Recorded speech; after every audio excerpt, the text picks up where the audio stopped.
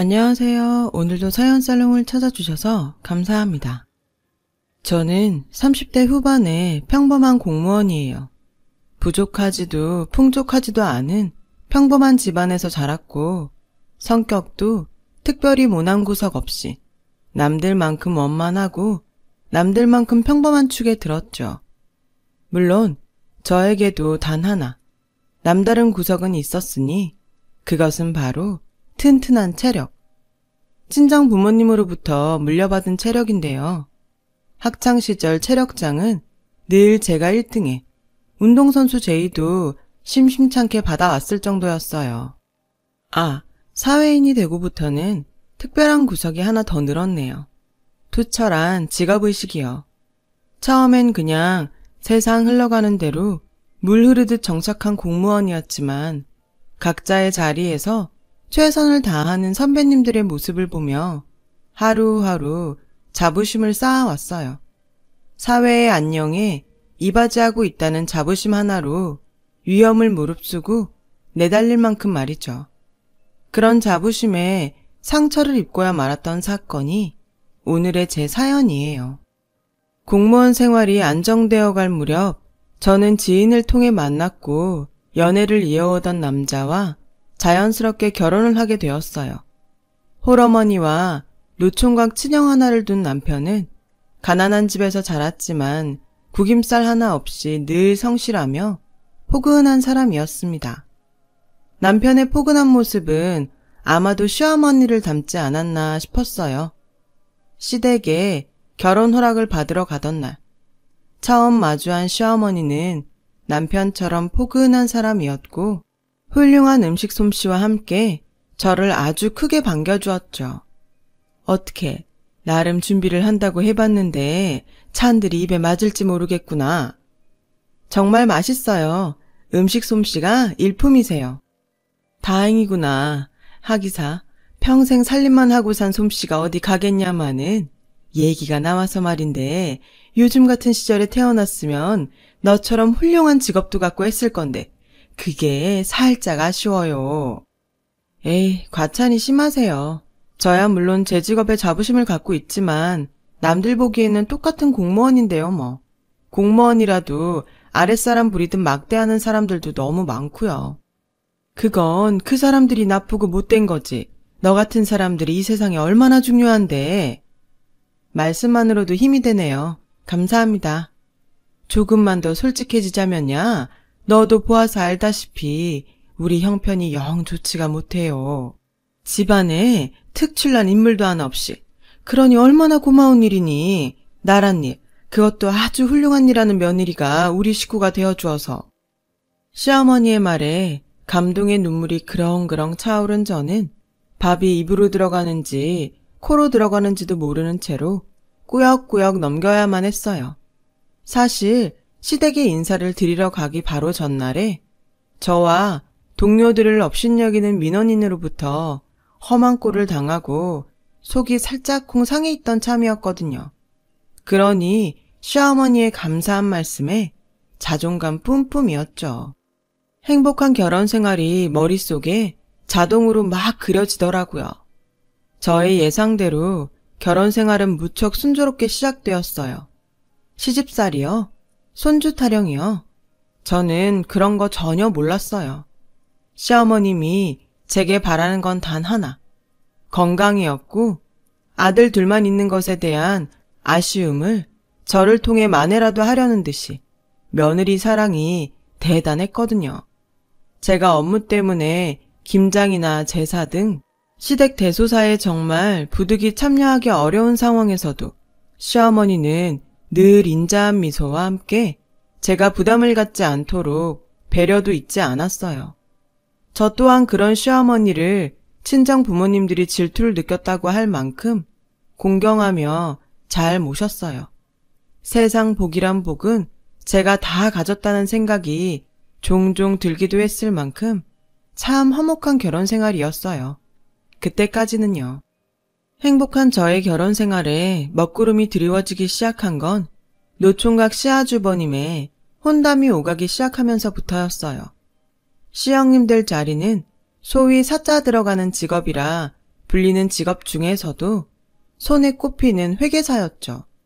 또한 무척이나 유복한 집안의 외동딸이라고 했어요. 그 이야기를 처음 알게 된 순간 저는 보았어요. 입이 귀에 걸린 미소를 남몰래 숨기는 시어머니의 모습을요.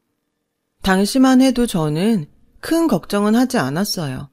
시어머니의 생활고를 곁에서 지켜보았고 이따금씩 도움도 드려왔던 저에게도 반가운 소식이었거든요.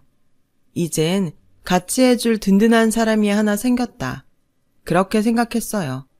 그리고 어머님이 큰아들 걱정은 이제 덜하게 되겠다는 생각에 더 반가웠고요. 혼담의 시작으로부터 얼마 지나지 않아 반가운 소식이 연달아 들어왔어요. 하필이면 상견례 날 저는 당직이 있어서 저녁 식사 자리에 참석하지 못했는데요. 사돈들 분들과 인사를 마치고 돌아온 시어머니가 고민인 척 넌지시 이야기를 들려주더라고요. 회계사라더니 보면 볼수록 탐나는 여식이더라.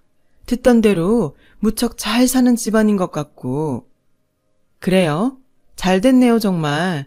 이제 큰아들 걱정은 한시름 덜겠어요. 그럼 거꾸로 내가 걱정이지. 어머님이 왜요? 혹시 양가 차이 때문에 걱정하시는 거라면 그러시지 않아도 괜찮아요. 어머님처럼 좋은 시어머니가 세상에 또 어딨다고요. 그게 아니라 있잖니. 이걸 어떻게 말해야 하나? 그쪽 집안에서 결혼 선물을 해준다더라. 마음에 드는 선물이세요? 들고 말 걸 것이 어딨겠니? 글쎄 5층짜리 원룸 건물을 결혼 선물 차원에서 내 명의로 주겠다는데. 와, 대박. 그 정도예요? 이러니 걱정이지. 넙죽 받기에는 너무 큰 선물인데. 또 딸 자식 생각하는 사돈어른들 성의를 무시할 수도 없는 노릇이고. 어땠으면 좋겠니? 그날 저는 시어머님 마음에 따라 선택하라는 답변을 드릴 수밖에 없었어요. 제가 끼어들 문제도 고민도 아니라 생각했고 무엇보다 저에게 연달아 묻는 시어머니의 의중이 흔쾌히 받겠다는 방향으로 정해져 있다는 눈치가 빤했거든요. 역시나 시어머니는 형님 친정의 선물인 5층짜리 원룸 건물을 받더군요. 그때나 지금이나 저는 시어머님이 원룸 건물을 선물로 받은 건 전혀 잘못이 아니라고 생각해요. 시어머니 말씀대로 사돈분들의 성의를 쉽사리 거절할 수도 없는 데다가 딸 자식 결혼에 무엇 하나라도 더 쥐어주고 싶어하는 사돈분들의 마음을 저 또한 충분히 이해할 수 있었으니까요. 왜 다들 아시잖아요. 자식 생각하는 부모 마음은 세상 어느 누구든 다 똑같다는 거요.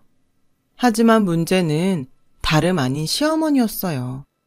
세상 둘도 없이 좋은 분이었던 시어머니가 변하기 시작한 거예요. 사돈분들에게서 5층 원룸 건물에 명의 이전을 받던 날, 정확히는 명의 이전 며칠 전에 원룸 건물을 시어머니가 눈으로 직접 확인하던 순간부터 변하기 시작했죠. 그 5층 건물은 신축 건물이었어요. 심지어 아주 좋은 목자리에 세워진 건물이더군요. 근처에 오피스타운, 그러니까 사무실 단지가 자리에 있을 만큼 목 좋은 자리였고 모든 입주자들이 직장이었던 덕분에 상업단지나 대학가 원룸에 비하면 관리 또한 훨씬 수월한 곳이었죠. 더욱이 예비 입주자 대기까지 있을 만큼 늘 만실인, 말 그대로 알짜배기 원룸이었어요. 원룸의 임대료는 당연히 새 주인인 시어머니의 몫이 될 예정이었죠. 실제로 명의 이전을 받으면서 임대료 입금 통장도 시어머니의 명의로 함께 옮겼어요. 게다가 형님의 직업은 남들 다 부러워하는 회계사잖아요. 원룸 건물의 돈맛과 회계사 며느리를 얻었다는 부러움을 한몸에 받은 시어머니의 눈에는 평범한 친정에 평범한 공무원인 제가 자꾸만 하찮게 보였던 모양이에요. 시아주버님과 형님이 결혼식을 올린 직후부터 저에게 크고 작은 차별이 시작되었어요. 우리 큰 며느님이 말이다.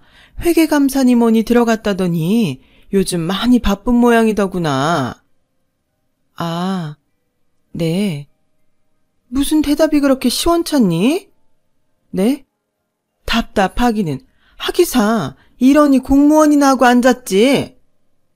에이, 제가 무슨 초능력자도 아니고 말씀을 하셔야 알아듣죠.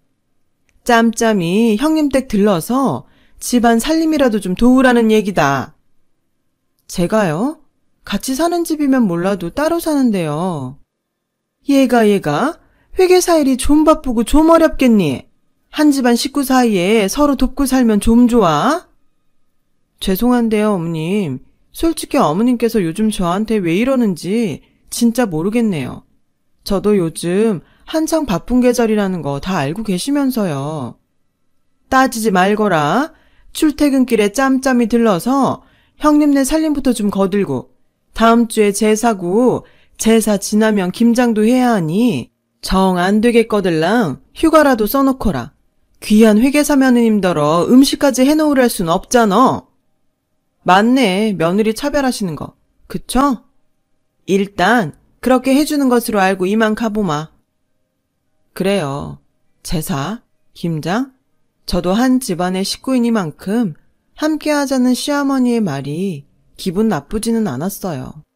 하지만 형님네 살림살이까지 해놓으라는 이야기는 속이 좀 많이 상하더라고요. 시어머니의 생각이 형님과 저를 향한 차별이라는 눈치가 너무 빤하게 보였기에 더더욱 그랬어요. 제가 그런 눈치를 채거나 말거나 시어머니의 차별은 갈수록 노골적이 되어갔어요. 이 세상 좋은 건 모두 형님 덕분. 시어머니의 모든 사랑 또한 형님 차지였어요. 저요? 잘못한 것도 없는데 천덕꾸러기가 되었죠. 이 세상 모든 나쁜 건 다 저 때문이었고 시어머니의 미움 또한 저희 차지가 되어버렸거든요. 그놈의 돈 타령, 고맙고 든든한 원룸 타령, 집안 타령도 갈수록 심해지더라고요. 입만 열면 원룸이 어쩌고 저쩌고. 이래서 결혼은 공짜가 아니라는 말을 대놓고 하지를 않나. 수시로 회계사인 형님의 직업과 공무원인 저의 직업을 비교하셨어요. 그때마다 저는 제가 왜 그래야 하는지 의문스러워하면서도 시어머니에 맞서 스스로를 변호해야만 했죠. 공무원이긴 하지만 못 배운 거 아니다. 형님 못지않은 대학 졸업했다. 5층짜리 원룸 건물은 아니지만 혼수도 부족함 없이 해올 만큼 해왔으니 그만 좀 무시해라. 그러나 아무리 변호를 해봤자 시어머니의 차별은 그치질 않았고 결국 터질 것이 터지고야 말았어요. 줄곧 저를 괴롭혀왔던 시어머니가 끝끝내 직장까지 찾아와서는 지친 동료들과 함께 도시락으로 간신히 끼니를 때우는 저에게 형님네 이야기를 꺼내더군요. 큰 며느님네 신혼집 이사한다는 얘기 못 들었니? 들었어요. 월차 써야지. 해도 너무하시네 진짜. 왜요? 그날 가서 이삿짐 나르라고요? 형님 내외는 그날 업체만 불러놓고 출근한다면서요. 이사가는 당사자도 업체한테 맡기고 말겠다는데 주인도 없는 이사 자리에 안 그래도 바쁜 제가 월차까지 내가면서요? 제가 무슨 이 집안 일꾼입니까? 에이, 누가 너더러 이삿짐 나르래? 그런 얘기 맞잖아요. 무슨? 이삿짐은 인부들이 나를 테니 넌 가서 청소랑 걸레질이랑 좀 하라는 소리지. 행여나 새집 증후군 같은 거 없도록. 아니요, 못해요. 예정에도 없는 월차를 갑자기 쓸 수는 없어요.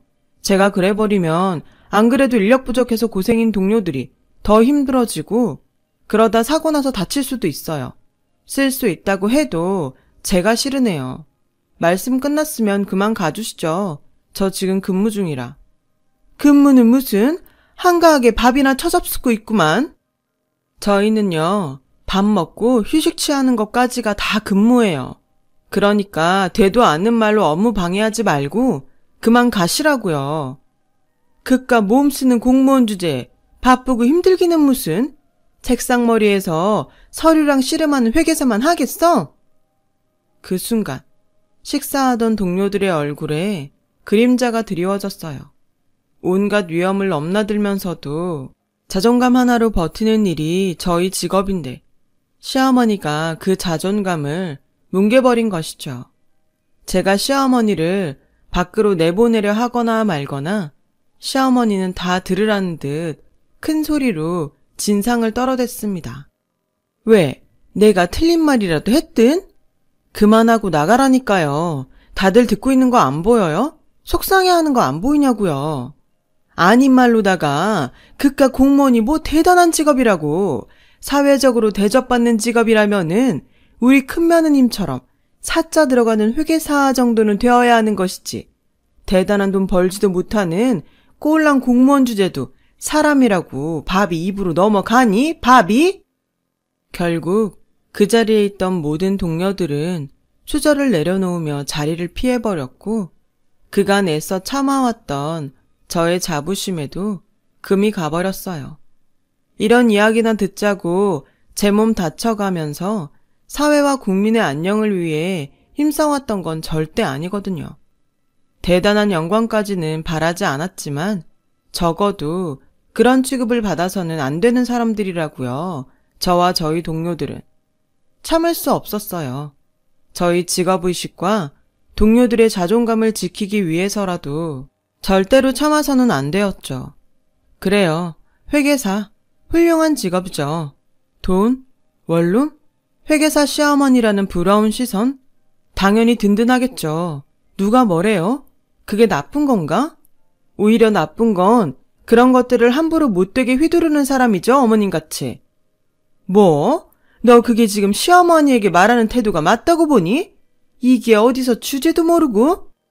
여기가 어딘 줄이나 알아요? 우리가 어떤 사람들인 줄은 알고 있는 거예요?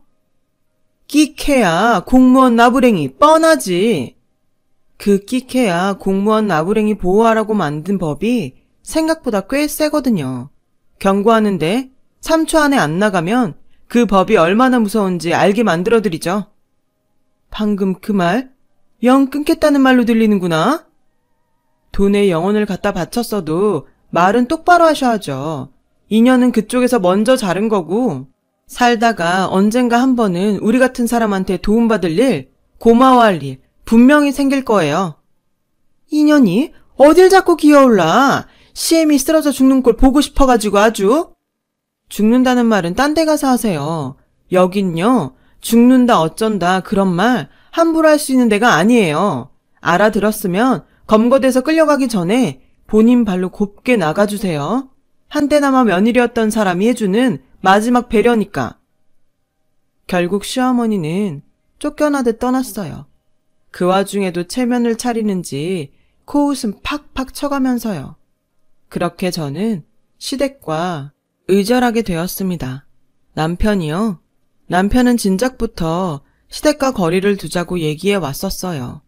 그동안 쭉 시어머니의 며느리 차별을 못마땅하게 생각했었고 저와 함께 수시로 맞서주기도 했었고요.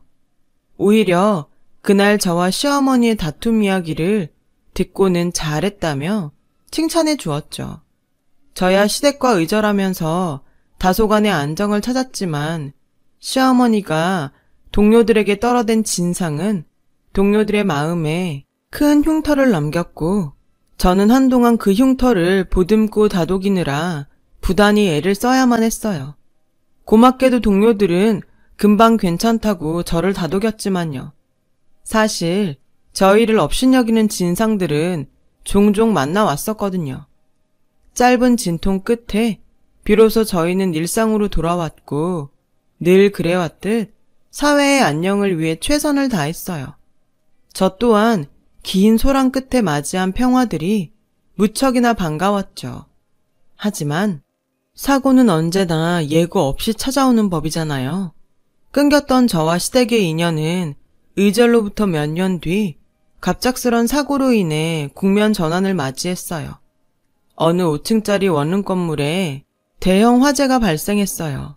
시어머니의 건물이었어요. 다행히도 그 건물에는 과거 제가 강력하게 주장했었던 덕분에 화재 경보가 잘 준비되어 있었고 원룸 입주자들은 신속하게 대피를 할 수 있었어요. 하지만 단 한 사람은 그렇지 못했더군요. 누가 업어가도 모를 만큼 깊게 잠드는 스타일인 시어머니였어요. 시어머니가 콜록거리며 정신을 차렸을 때는 사방이 거센 불길에 휩싸인 상태였답니다. 꼼짝없이 죽을 위기에 처한 시어머니의 머릿속에 주마등이 한창 흘러가고 있던 그때 어느 소방관 하나가 불사를 헤집으며 나타나더니 자신의 산소 마스크를 시어머니에게 씌워주면서까지 필사적으로 구해내었대요. 덕분에 불상사를 면한 시어머니는 병원에서 태어나기 무섭게 제 앞으로 달려오더군요. 이제 끝이라고 생각했어. 꼼짝없이 죽는 줄로만 알았단다. 죽어가는 와중에도 어찌나 너의 얼굴이 아른거리던지. 저질러 놓은 잘못도 모르고 염치도 없이. 그래서 사과하러 오신 거예요? 아무렴 병원에서 치료받는 내내 죄책감에 괴롭더구나. 그래도 다행이네요. 화상은 없는 것 같아 보여서. 화상 그거 안 겪어본 사람은 몰라요. 얼마나 고통스러운지. 다행은 무슨. 너랑 동료들한테 잘못한 벌조차 제대로 받지도 못한 거지.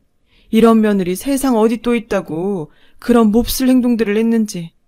이제 와서 이런 말을 한다고 해서 너와 동료분들이 나를 용서해 줄지는 모르겠지만 그래도 사과는 꼭 해야겠다. 가만, 너 팔 그거 혹시? 심한 건 아니고요. 살짝 그냥 대인 정도?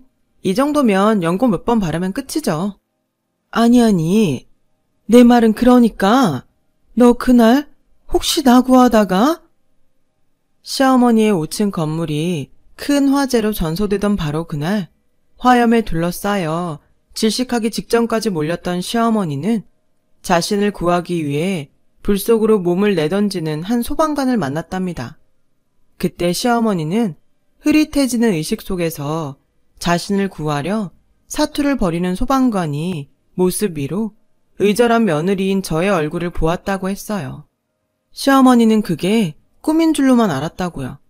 염라대왕님이 며느리 그리고 소방관들에게 저지른 잘못을 꾸짖는 차원에서 저의 얼굴을 보여주었다고만 생각했대요.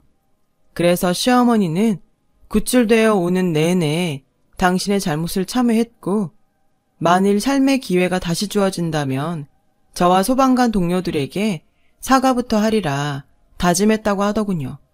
그래서 퇴원하기 무섭게 저부터 찾았던 거고요. 그랬는데 꿈이라고만 생각했었는데 내가 본 기억이 맞았던 거야? 꿈이 아니었어. 그치? 미안해하실 필요 없어요. 저 개인적으로는 나름 훈장이라고 생각해요. 또 한 생명을 죽음의 수렁으로부터 구해낼 수 있게 해주었던 아주 감사한 훈장이요. 어떻게 뛰어들 생각을 했니? 내가 오죽이나 밉고 원망스러웠을 텐데. 그런 나를 구하려다 너까지 죽을 수도 있었을 텐데. 소방관이니까요. 맞아요. 저는 공무원입니다. 소방직 공무원. 흔히 말하기로는 소방관이요.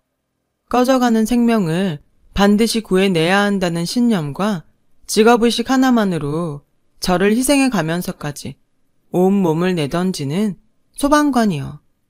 큰 잘못을 저지른 끝에 의절까지 한 시어머니가 죽음의 문턱 앞에 놓여 있었던 그때에도 저는 다만 한 명의 소방관이었어요. 그런 저의 말을 들은 시어머니는 저를 힘있게 꼭 안아주시더군요. 시어머니는 제가 당신을 구하느라 입은 팔뚝의 작은 화상 자국에 손수 연고를 발라주며 그간의 모든 잘못을 거듭 사과했어요. 큰며느리와 차별했던 잘못부터 소방서에서 저와 소방관들을 업신여기는 말을 쏟아내었던 행동까지 모두를요. 말로만 그치지 않고 동료들을 하나하나 찾아다니며 허리 굽혀 사과를 전하는 시어머니의 진심이 저의 마음을 움직이게 만들었어요. 시어머니를 향한 미움이 점점 사그러들더라고요. 이런 게 가족이구나 싶기도 했고요. 당분간 어디서 지낼 예정이세요? 어디 뭐 여관방이라도 알아봐야지. 그러지 말고 새 거처 마련할 때까지 당분간이라도 저희 집에서 지내시죠. 아서라, 원룸이 전소되는 바람에 알거지 신세인 거 뻔히 알잖니. 당분간이 평생이 되는 수가 있어. 사람이 염치가 있어야지. 이제 와서 그런 짐까지 너에게 떠넘기고 싶지는 않구나. 저기 혹시나 싶어서 하는 얘긴데요. 어머님, 제가 드렸던 선물 기억 안 나세요? 선물? 왜 있잖아요. 시아주버님이랑 형님 결혼하던 해 드렸던 어머님 생신 선물이요. 그때 제가 어머님 원룸 건물에 화재보험 들어드렸는데. 알지. 그걸 왜 모르겠니? 근데 왜요? 그래도 제가 명색이 소방관인데 안전 관련된 문제까지도 모르는 척 했을까 봐서요? 그 보험 지금도 있어요. 입주자분들 피해 보상해드리고 난 다음에도 오래된 빌라 전세금 정도는 남을 테니까 어머님 갈 곳 없는 알거지 아니라고요. 그러자 시어머니가 고개를 돌려 흐느끼기 시작하시더라고요. 연신 거절의 말을 꺼내더군요. 목숨 구해준 것도 고마운데 보험까지 당신을 위해 쓸 수는 없다면서요. 저는 그런 시어머니의 마음을 포근하게 감싸드렸어요. 있잖아요, 어머님. 자꾸 거절하시면 제가 밖에서 욕먹고 다녀요. 세상 사람 다 구하는 소방관 며느리가 가족 하나 제대로 못 챙긴다면서요.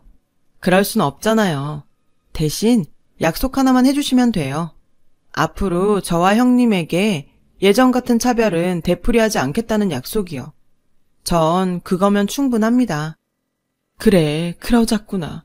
어떻게 구해준 생명인데 사람답게 살려면 같은 잘못은 되풀이하지 않아야지. 너한테 고맙고 미안해서라도.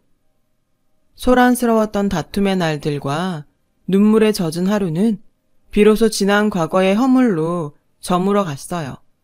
시어머니는 원룸 입주자들에게 피해 보상을 해주고 남은 화재 보험금으로 마련한 작은 빌라에서 지내고 있어요. 죽음의 문턱에서 한 번, 전 재산을 날려먹은 거짓골에서 한 번, 그렇게 2번 기사회생한 셈이죠. 그 격렬한 사선을 넘나들면서 가슴 깊은 참회를 이루었던 덕분일까요? 시어머니는 세상 좋은 분이었던 옛 모습을 되찾았답니다. 가끔씩 저희 소방서로 맛있는 간식도 해다 주시고요. 큰 며느리, 작은 며느리 차별이요? 당연히 없죠. 똑같은 사랑을 베풀고 계세요. 그 사랑이 어찌나 대단하던지 수시로 멋쩍은 일까지 생길 지경이에요. 왜냐하면 시어머니는 지금 이 시간에도 친구분들 앞에서 소방관 며느리 칭찬을 입이 닳도록 전하고 있을 테니까요. 여러분 곁에는 자신의 목숨을 담보로 꺼져가는 생명을 구하기 위해 한몸 기꺼이 내던지는 소방관이 늘 함께하고 있습니다. 그러나 저희의 힘만으로는 부족해요. 가끔 소방차나 구급차가 요란한 사이렌을 울리며 달릴 때면 짜증을 내기보다는 옆 차선으로 잠깐 길을 비켜주시는 것이 어떨까요? 여러분의 작은 배려 하나가 소방관들에게는 큰 힘이 됩니다. 꺼져가는 생명에게 황금 같은 배려를 건네는 여러분들이야말로 진정한 영웅 아닐까요? 글솜씨가 부족한 탓에 두서없는 이야기가 되었네요. 들어주셔서 감사합니다. 오늘도 안전하세요. 여러분, 사연 댓글에 응원과 현명한 조언 부탁드려요. 좋아요와 구독은 저에게 큰 힘이 됩니다. 오늘도 좋은 일 가득하세요.